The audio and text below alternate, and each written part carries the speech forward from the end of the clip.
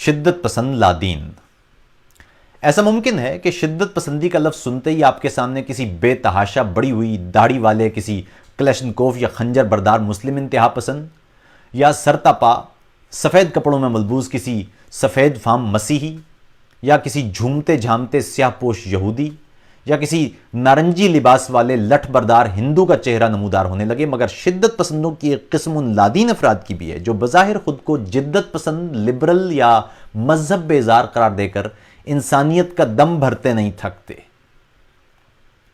کوئی بھی خیال جب نظریہ بن جاتا ہے تو پھر وہ سوال سے ماورا ہو جاتا ہے اور اس کا نتیجہ استحصال کی صورت میں برآمد ہوتا ہے۔ جہاں کہیں کوئی شخص اپنی سوچ، فکر، سوال اور جستجو پس پش ڈال دے اور خیالیوں کو مثالیہ قرار دینے لگے، سمجھ لیجئے کہ شدت پسندی جنم لے چکی ہے۔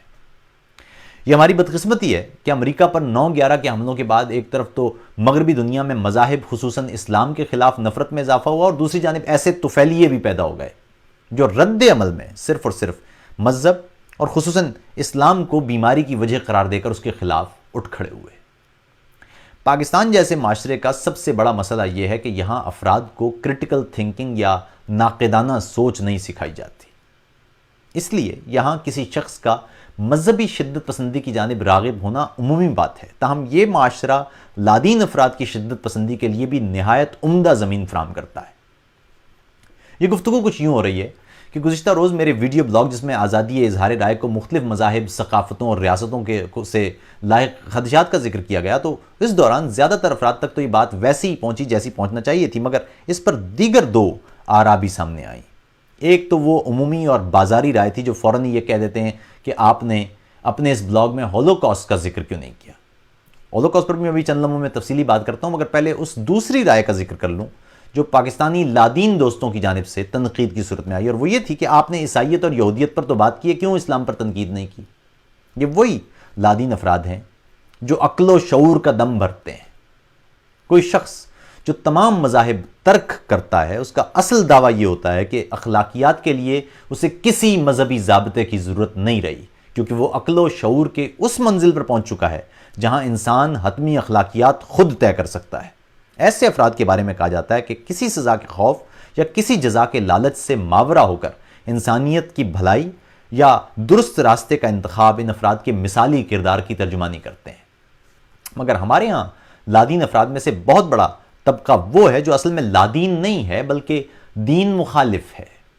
ان کا کام صرف اور صرف یہ ہے کہ وہ اپنی مرضی بلکہ بالکل اسی طرح دوسرے افراد پر ٹھونسیں جیسے کوئی شدت پسند مذہبی اپنی بات دوسرے پر لاگو کرنے نکلتا ہے۔ ان افراد کی دیواروں پر اسلام کو گالیاں، پیغمبروں کو گالیاں اور مذاہب خصوصاً اسلام پر پھبتیاں دکھائی دیتی ہیں۔ ان میں سے اب تک جتنے بھی احباب سے میری گفتگو ہوئی ہے ان میں سے زیادہ تر نہ صرف علمی طور پر نہایت پست تھے بلکہ اخلاقی طور پر بھی ان کا کردار نہایت چھوٹا اور گھٹیا تھا۔ جہاں تک تعلق ہے میرے سوالات اور میری تحقیق و جستجو کی، تو میں نے ہمیشہ علم کا راستہ اپنایا اور میری شاعری اس بات کی گواہ ہے۔ مگر اگر کوئی لادین شدت پسند یہ سمجھتا ہے کہ میں بھی اس کی بولی بولوں گا یا میرے منہ سے بھی کسی نظریے یا ہستی کے لیے کوئی گھٹیا بات نکلے گی، تو وہ جان لے کہ ایسا نہیں ہو سکتا۔ علم کے قبیلوں سے سوالوں کے تیر تو نکلتے ہیں، گھٹیا جملے نہیں نکلتے۔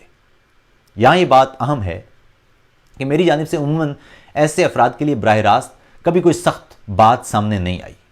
وجہ صرف اور صرف یہ رہی کہ یہ افراد اقلیت میں ہیں، اور چونکہ اقلیتوں کو پہلے ہی پاکستان میں متعدد طرح کے مسائل کا سامنا ہے، اس لیے میں نے ہمیشہ کوشش کی کہ کسی بھی اقلیت کے بارے میں کوئی بھی بات، چاہے وہ سچ پر مبنی کیوں نہ ہو، کرنے سے احتراز برتا جائے، کیونکہ اس سے انہیں نقصان پہنچ سکتا ہے۔ وجہ صرف یہ ہے کہ میرا مقصد کبھی کسی فرد یا گروہ کے خلاف نفرت انگیزی کی بجائے علم و شعور کے راستے پر چراغ روشن کرنا رہا ہے۔ یہ انتہائی افسوسناک بات ہے کہ ان افراد نے مجھے کسی نظریے کی ضرورت نہیں جیسے بیانیے کو خود ایک نظریہ بنا لیا ہے، اور اب ان کا مقدر اور مقصد بھی صرف اور صرف استحصال ہے۔ اب ذرا بات کرتے ہیں ہولوکاسٹ کی۔ جب بھی آزادی اظہار رائے کی بات ہو تو ہمارے ہاں ایسے افراد جو ضیاء الحق کی اسلامیات اور مسخ شدہ تاریخ سے بے پناہ متاثر ہیں، ان کا بیانیہ یاد تو یہ ہوتا ہے کہ ہندوستان میں بھی تو ہندو انتہا پسند ایسے ہی کرتے ہیں، یا یورپ میں بھی تو ہولوکاسٹ پر بات نہیں ہو سکتی۔ تو جہاں تک ہندو شدت پسندوں کی کارستانیوں کا تعلق ہے تو ظاہر ہے اس پر ہر سطح پر اس کی مذمت ہونا چاہیے، اور کم از کم میں ہمیشہ ایسا ہی کرتا ہوں۔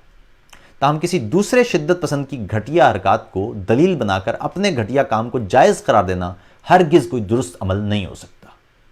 ہولوکاسٹ کا ذکر کرنے والے افراد، جن میں کئی ٹی وی چینل پر سینئر تجزیہ کاروں کے روپ میں بھی دکھائی دیتے ہیں، کو یہ تک سوچنے کی توفیق نہیں کہ ذرا خود ہی اٹھ کر دیکھ لیں کہ یورپ میں اور جرمنی میں ہولوکاسٹ کا قانون ہے کیا۔ ہولوکاسٹ کا قانون نفرت انگیزی اور نسل پرستی کے خلاف بنایا گیا قانون ہے۔ گو کہ اس قانون پر بھی تنقید کی جا سکتی ہے، کیونکہ کوئی بھی قانون انسانی سوال سے ماورا نہیں ہے اور نہ ہی ہونا چاہیے۔ ہولوکاسٹ کا قانون یہ ہے کہ ریاست تسلیم کرتی ہے کہ اس نے خود اپنے اعداد و شمار کے مطابق 6 ملین سے زائد یہودیوں اور لاکھوں دیگر افراد کو صرف اور صرف نسل اور نظریے کی بنیاد پر قتل کیا، اور یہ کہ چونکہ ریاست خود نسل پرستی پر مبنی اپنی کارروائیوں کو تسلیم کر رہی ہے، اس لیے ریاست کا ہر شہری اسے تسلیم کرنے کا ذمہ دار ہے۔ دوسری بات یہ کہ اس قتل عام کو کسی بھی صورت کسی بہتر یا مستحسن عمل کے طور پر پیش نہیں کیا جا سکتا، کیونکہ یہ قتل ہونے والے لاکھوں انسانوں کے احترام میں کمی اور ان کے قریبی رشتہ داروں کو اذیت دینے کے مترادف ہوگا۔ اور اسی قانون میں یہ بھی درج ہے کہ علمی اور تحقیقی مقاصد کے لیے ان اعداد و شمار اور ہلاکتوں پر بھی سوال کیے جا سکتے ہیں، بات کی جا سکتی ہے، بحث کی جا سکتی ہے۔ خیر، میں صرف یہ کہنا چاہوں گا کہ شدت پسندی کا خاتمہ صرف اور صرف ایک بیانیے سے ممکن ہے، اور وہ ہے ہر بیانیے پر سوال کرتے رہیے اور علم و تحقیق کا راستہ اختیار کرتے ہوئے سچ تک پہنچنے کی کوشش کیجیے۔ اس جستجو کا نتیجہ کچھ بھی نکلے، مگر ہر صورت میں علم حاصل ہو جائے گا۔ میری لڑائی بھی ہر طرح کی شدت پسندی کے خلاف ہے۔ شدت پسندی ریاست کی سرپرستی میں ہو تب بھی، مذہبی مدرسوں سے پیدا ہو تب بھی، اور لادین کہلانے والوں کی صفوں سے نکلے تو تب بھی۔ کہتے ہیں دنیا میں 2 ہی طرح کے افراد آباد ہیں، ایک شکست خوردہ اور دوسرے ناکام۔ شکست خوردہ وہ ہیں جنہوں نے لڑائی لڑی اور وہ شکست کھا گئے، اور ناکام وہ ہیں جنہوں نے کبھی لڑائی نہیں لڑی۔ میں ناکام ہونے کی بجائے شکست کھانا پسند کروں گا۔